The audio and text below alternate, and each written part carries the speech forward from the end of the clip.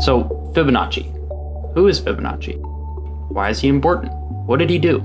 Well, Fibonacci was a brilliant mathematician who lived around the 11th century AD in the Republic of Pisa, a popular city near the northwestern coast of Italy, probably most famous to us because of the Leaning Tower of Pisa. We've all seen it before. But rather than getting into who exactly Fibonacci was, where he was born, and so on, let's talk about why he was important. What did he do?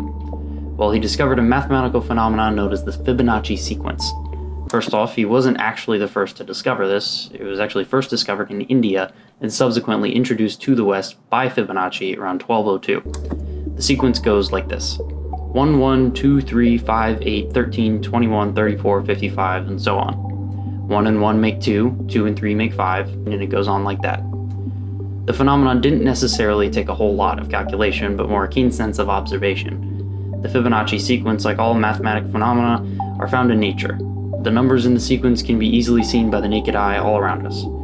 The amount of petals on a flower are either 3, 5, 8, 13, or 21. The amount of sections in a fruit, like inside of an apple, all the pod seeds inside of plants, and so on and so forth.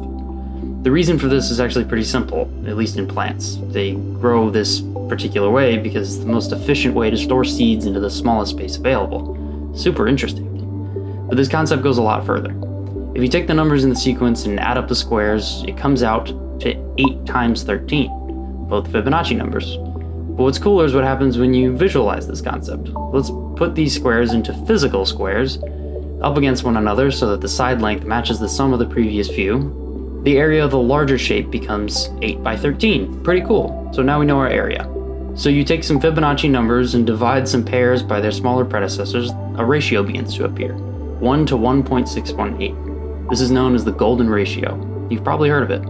The golden ratio is a wonderful natural phenomenon that appears all around us. 1 to 1.618 refers to a rate of growth in a given object. If you plot this ratio inside our little box full of boxes we just made, you get what's known as the golden spiral. This is all over the place in nature too. But not just nature. Us humans have grown to love this concept so much, have been so fascinated by it that we've even applied it to things like music and of course visual art. And that is Fibonacci in a nutshell.